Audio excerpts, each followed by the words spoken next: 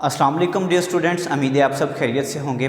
आज हम एक छोटा सा प्रूफ करने वाले हैं। इम्पोर्टेंट इस हवाले से है क्योंकि इससे रिलेटेड काफ़ी सारे क्वेश्चंस हैं जो कि सेकंड ईयर की 1.3 एक्सरसाइज में हमने करने हैं और वो पेपर में भी आ जाते हैं। कभी कभार ये प्रूफ भी पेपर में आ जाता है, तो हम इसको देखते हैं। हमने limit n approaches to infinite 1 + 1/n की पावर n = a, ये हमने प्रूफ करना है। अब देखें, आपको पता है कि अगर 1 + x की पावर में 2 आ जाए, आप उसका स्क्वायर इजीली ओपन कर सकते हैं। 3 आ जाए तब भी ओपन कर सकते हैं, 4 तक भी कर सकते हैं। इससे ज़्यादा अगर आप जाएंगे आगे तो आपके लिए काफ़ी मुश्किल जो है ना होती जाएगी आपको। और अगर हो ऐसा कि 1 + x की पावर में 0.5 आ जाए तब भी आपके लिए मुश्किल होगी। यानी कि ऐसी केसेस में जो पावर को ओपन करना थोड़ा मुश्किल हो जाता है, तो उसको आसान बनाने के लिए हम बाइनोमियल सीरीज़ का इस्तेमाल करते हैं। वो इस तरह से होती है, ये फर्स्ट ईयर में आप लोगों ने पढ़ा हुआ है 8 चैप्टर के अंदर। 1 + x इसकी पावर में n, that is equal to 1 + nx + n × n - 1 over 2 factorial x² plus n × n - 1 × n - 2 over 3 factorial x³ plus 1। ये है। अब इसका यूज़ करना है। अब देखिए, जैसे यहाँ पर n आ रहा है, अगर पावर में 0.5 आ रहा है तो यहाँ पर भी आगे n, जहाँ जहाँ n आ रहा है 0.5 आ जाएगा, यानी कि कैलकुलेट करना आसान हो जाएगा। अब सेम इस पर भी आपने बाइनोमियल यही जो फार्मूला है इसका इस्तेमाल करना है।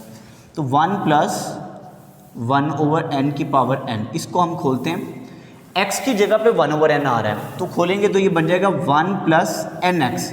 n की जगह पे n खुद ही है और x की जगह पे 1/n है, plus n × n - 1 over 2 factorial x², और x की जगह पे हमारे पास 1/n है तो यहाँ पे 1/n का स्क्वायर आ जाएगा, plus n × n - 1 × n - 2 over 3 factorial, आगे x³ है यानी कि यहाँ पे आ जाएगा 1/n का क्यूब प्लस 1। अब इसको सिंप्लीफाई करते जाएंगे। लिमिट अभी मैंने अप्लाई नहीं की, अभी जस्ट मैं इसको सॉल्व कर रहा हूँ। सॉल्व करने के बाद जो वैल्यू आएगी उस पर लिमिट अप्लाई करेंगे हम। ये n इस n से कैंसिल हो गया, 1 प्लस यहाँ पे 1 ही रह जाएगा सिंपल। उसके बाद यहाँ पर देखें तो 1 का स्क्वायर तो 1 ही आ जाएगा, n का स्क्वायर n²। हमने इस n² को ख़त्म करना है। और एक बात याद रखनी है कि जब आप limit n approaches to infinity apply करेंगे ना, जहाँ जहाँ n आ रहा है वहाँ वहाँ इन्फिनिट लिखेंगे, वो तो सारे को ही इन्फिनिट कर देगा। इसलिए हमने कोशिश करनी है कि जहाँ पर भी n आ रहा हो वो ओवर में आना चाहिए, डिनोमिनेटर में आना चाहिए। उसका फ़ायदा ये हो गया कि भी यहाँ पर अगर n है, मैंने इधर इन्फिनिट लिखूँगा, 1/∞ 0 हो जाएगा, तो हमारे लिए काफ़ी हद तक आसानी बन जाएगी। हमने क्या करना है, बटे में n को लेके आना है हर जगह पर। तो यहाँ पर जो है बटे में कैसे लेके आएंगे, प्लस यहाँ से मज़ीद n कॉमन निकाल लें। जब मज़ीद n कॉमन निकालेंगे अंदर बच जाएगा यहाँ पे 1 माइनस ये 1, इधर तो n था ही नहीं, तो जब कॉमन निकाला तो जो n कॉमन लिया है वो ओवर में चला जाएगा।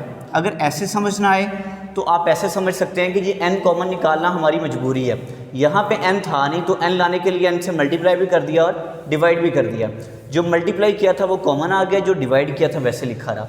अब हमारी मजबूरी क्या है, हमारी मजबूरी इसमें यह है कि भी ये वाला जो ओवर में n² आ रहा है ना, इन दोनों n को वो ख़त्म कर देगा, यहाँ पे एक ही n ओवर में रह जाएगा। मैंने बोला था कि बटे में n आ गया तो हमारा सोल्यूशन आसान हो जाएगा, तो सिर्फ बटे वाला n ही बचेगा। इस वजह से हमने यहाँ से n कॉमन निकाला है। ओवर में जो 2 फैक्टोरियल आ रहा है इसको मैं यहाँ लिख लेता हूँ थोड़ा अलग करके। सेम इसी तरह से यहाँ जो 3 फैक्टोरियल है इसको मैं थोड़ा सेपरेट करता हूँ। अब n इधर से भी कॉमन निकालना है, एक n ये वाला है, एक n इधर से कॉमन निकालना है, एक n इधर से कॉमन निकालना है। जब इधर से n कॉमन निकाला तो रह गया 1 माइनस ये बच गया 1/n। जब इधर से n कॉमन निकाला तो रह गया 1 - 2/n। मैंने वजह बताई है कि भाई सिर्फ ओवर में n आए, इस वजह से हम यहाँ से n कॉमन निकाल रहे हैं। ये तो कट जाएंगे, 1/n³ था तो 1 का क्यूब 1 ही और n का क्यूब वो भी हमने लिख लिया प्लस 1। अब इनको सिंप्लीफाई करेंगे, ये वाला n.n n² बनेगा, ये n² को काट देगा, ये n³ बनेगा और ये n³ को काट देगा। अब हम इन पे लिमिट अप्लाई करेंगे 1 + 1/n की पावर n। अब बोथ साइड्स पे जब लिमिट अप्लाई करेंगे तो हम यहाँ पे लिखते हैं when n approaches to infinite, जब n इन्फिनिट को अप्रोच कर रहा है क्योंकि इसकी limit n approaches to infinity है, तो 1/n जो है ये वाला, और यहाँ पर भी 1/n है, और उसके बाद ये 2/n है, और आगे आ जाएगा 3/n, वो भी कहीं ना कहीं आगे आ जाएगा। तो ये वाले सारे जो हैं अप्रोचेस टू ज़ीरो, ये ज़ीरो को अप्रोच कर रहे होंगे। मैं ऐसे लिख देता हूँ, क्यों ज़ीरो को अप्रोच करेंगे। देखिए n अप्रोचेस टू इन्फिनिट का मतलब है कि एक पता नहीं कौन सी वैल्यू है, कोई बड़ी सी वैल्यू हो सकती है कि उसकी तरफ जा रहा है। जब n इन्फिनिट के करीब जा रहा है मीन्स n की जगह पे पहले 5 पुट किया, फिर 10 किया, 20, 100, जैसे वैल्यूज बढ़ती जा रही हैं कहाँ तक जा रहे हैं, इन्फिनिट तक जा रहे हैं। जब इन्फिनिट के करीब ये वैल्यू पहुंचेगी तो ये वाली वैल्यू ज़ीरो के करीब पहुंच चुकी होगी, क्योंकि नीचे वैल्यू बढ़ती जाएगी नीचे वाली। या वैसे भी आप कह सकते हैं कि n की जगह पे अगर आप इन्फिनिट लिखें तो वो ज़ीरो बन जाता है। तो इस तरह करके ये सारे जो हैं वो ज़ीरो हो जाएंगे। साथ में लिमिट भी लिख देता हूँ, क्योंकि अब हमने लिमिट अप्लाई कर दी है, मैंने डायरेक्ट लिख दिया 1 + 1/n की पावर n। ये तो लेफ़्ट साइड थी ना, ये वाली हमें चूज़ की, इक्वल टू 1 + 1। अब इसके पर तो हम लिमिट अप्लाई कर चुके हैं, पीछे यहाँ पे रह गया था 1/2 फैक्टोरियल, 2 का फैक्टोरियल 2 ही होता है, 1 माइनस ये ज़ीरो हो गया, 1/n ज़ीरो हो चुका है, हम अभी बात कर चुके हैं, पीछे रह गया सिर्फ 1। उसके बाद 1/3 फैक्टोरियल, 3 फैक्टोरियल होता है 3.2.1 6 होता है, यानी कि 1/6 इंटू यहाँ पर 1/n ज़ीरो हो चुका है, 2/n ज़ीरो हो चुका है, तो पीछे क्या रह गया, यहाँ पे 1 रह गया, यहाँ पे 1 रह गया, यानी कि सिर्फ 1/6 ही रह गया। ये वाला 1 लिखे ना लिखें से फ़र्क नहीं पड़ेगा, प्लस 1। अब इन्हें सिंप्लीफाई कर लें, 1 + 1 हो गया 2, 1/2 होता है 0.5, और 1 / 6 होता है 0.166667, और सॉरी एक वैल्यू मिस हो गई है शायद, ये 1 + 1 2, 1/2 हो गया 0.5, देन 1/6 ये हो गया 0.1666 प्लस 1।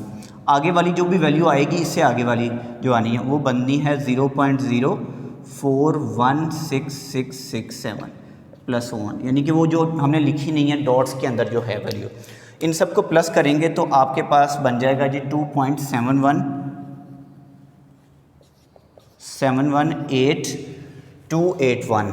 इतना भी लिख दें तो भी ठीक है, 8281, इन सबको प्लस करने के बाद सो ऑन, ये यहाँ पे रुकेगा नहीं, चलता जाएगा।